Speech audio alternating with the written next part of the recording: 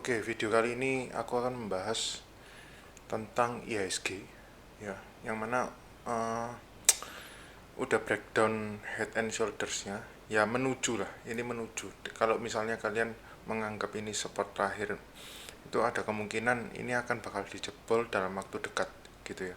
Tapi aku nggak akan meramal ini bakal dijebol atau enggak.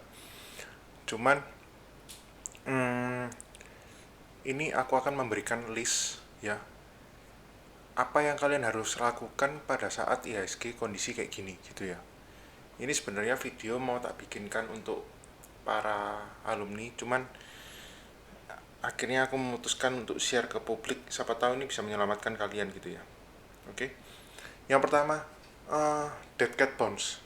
Maksudnya dead cat bounce itu gimana? Ya, kita cari pantulan kucing apa pantulan-pantulan kecil yang ke atas. Yang ke atas ini maksudnya gini. eh, Kan kondisi IHSG seperti hammer bar gini ya. Ya. Nah, kalau kalian lihat seperti ini, ya.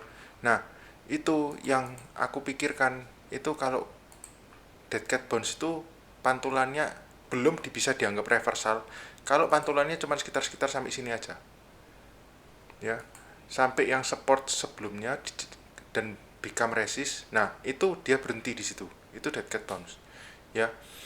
Nah, apa yang kalian lakukan selama misalnya terjadi dead cat bounce beneran, ya sell on strength.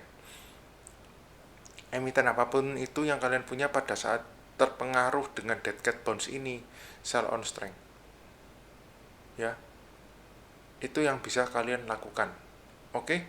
Yang kedua, jangan berharap V-shape recovery, ya. Karena apa? V-shape recovery ini sangat minim terjadi di kala dimana tidak ada crash yang sangat, apa ya istilahnya, crash yang begitu dalam. Jadi dalam itu dalam arti langsung IHSG itu turunnya kayak ambrol cepet ke bawah, misalnya sampai 20-30% dalam waktu sebulan. Tiba-tiba setelah itu dia bounce back, itu ada kemungkinan V-shape recovery. Tapi kalau kayak gini sangat minim, kemungkinan untuk V-shape recovery itu sangat minim, ya. Tak kasih tahu dulu. Nah, kenapa aku bilang minim? Ya karena tidak ada kebijakan apa-apa, kebijakan yang dilakukan oleh misalnya pihak Amerika tentang Trump menerapkan tarif itu kebanyakan malah menguntungkan dari sisi pihak Amerika, kayak gitu, ya.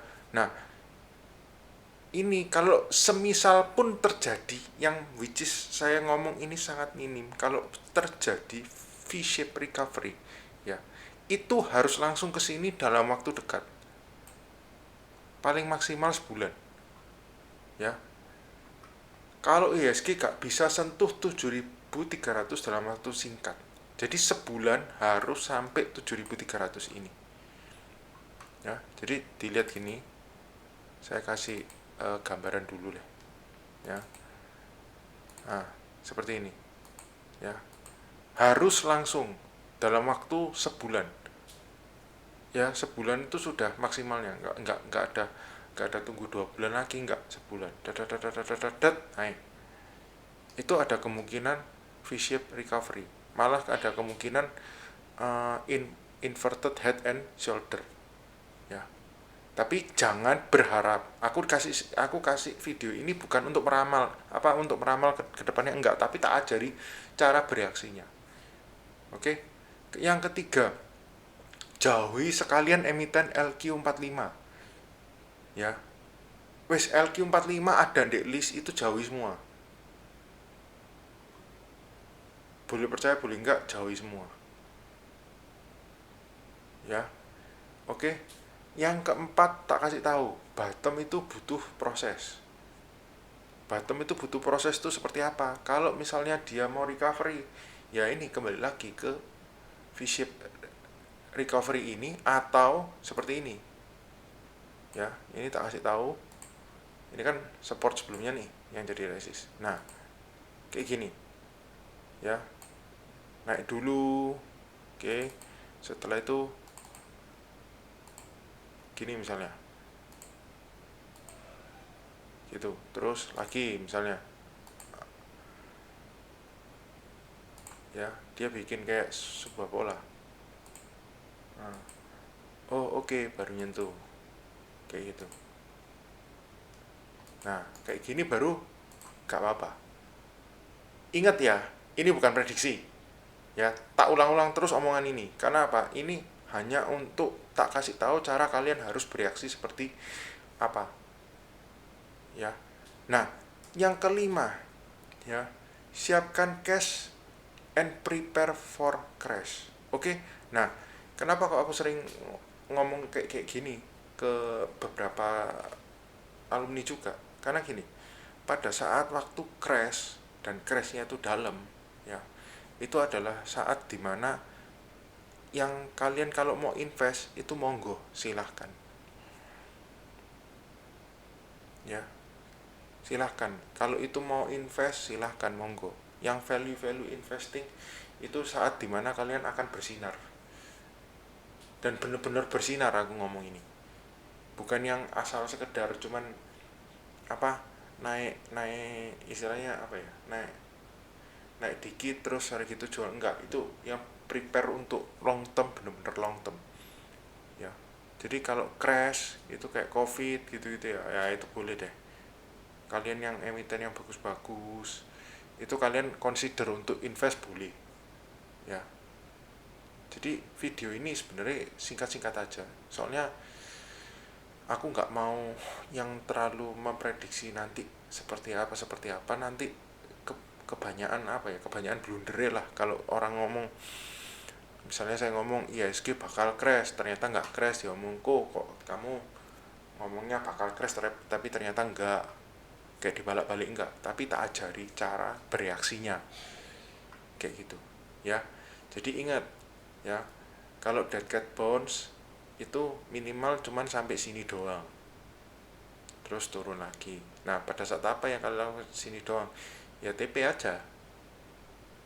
Oke. Kedua, tak ulangi lagi, jangan berharap V-shape recovery, karena V-shape recovery itu butuh langsung sampai yang ini, harus butuh sampai sini dalam waktu dekat, minimal apa, maksimal sebulan, tidak bisa lebih. Oke. Nah, terus jauhi sekalian emiten LQ45.